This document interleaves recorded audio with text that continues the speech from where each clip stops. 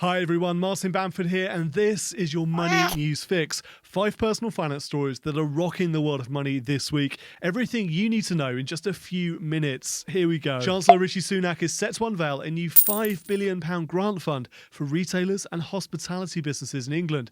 The new grants, worth up to £18,000 for each business, are designed to help closed businesses reopen following the lockdown. Speaking on BBC One's Andrew Marr show, the Chancellor said his priority remains jobs and businesses, despite concerns about rising levels of government debt. He explained that the public finances are facing enormous strains as a result of the pandemic, saying, "I want to level with people about the challenges we face." Reflecting on an incredibly difficult year for the British high street and hospitality sector, he said the new grants were designed to give these businesses the support they need to get them back on their feet.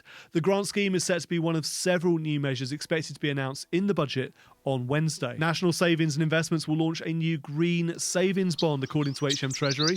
It will be the world's first sovereign green savings bond available to retail investors, allowing investors to play a role in driving the UK's transition to net carbon zero by 2050. Details are expected to be announced by the Chancellor in his budget on Wednesday. Chancellor of the Exchequer Rishi Sunak said the UK is a global leader on tackling climate change, with a clear target to reach net zero by 2050 and a 10-point plan to create green jobs as we transition to a greener future. In a world first, we're launching a new green savings bond, which will give people across the UK the opportunity to contribute to the collective effort to tackle climate change. And we're also launching new competitions that will unlock innovation in renewable energy and help us develop the cutting-edge technology we need to reach net zero. Property buyers will be able to access mortgages with smaller deposits under a new scheme expected to be announced in the budget. The government-backed scheme will guarantee banks and building society lending for mortgages with a 95% loan-to-value, which means borrowers will only need to find a 5% deposit. According to the Treasury, these low-deposit mortgage deals have virtually disappeared during the pandemic. The new mortgage scheme is not expected to be restricted to first-time buyers or those buying newly built properties.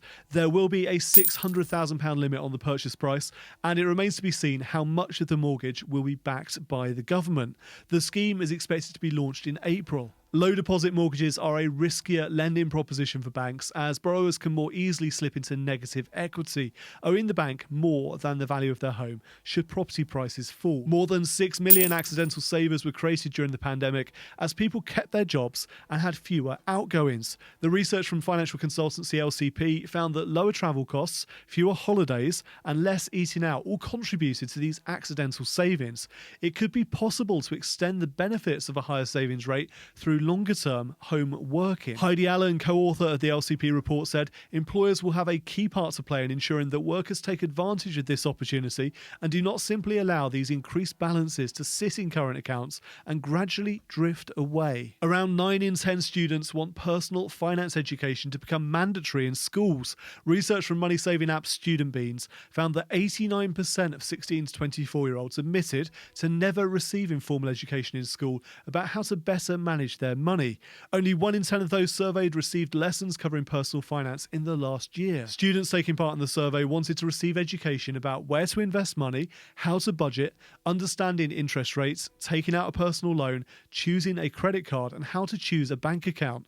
They also wanted education about understanding taxes, credit scores, avoiding scams, and comprehending financial jargon. The research found that 39% of students are already using credit cards and overdrafts, but they are unaware of the interest rates they are paying.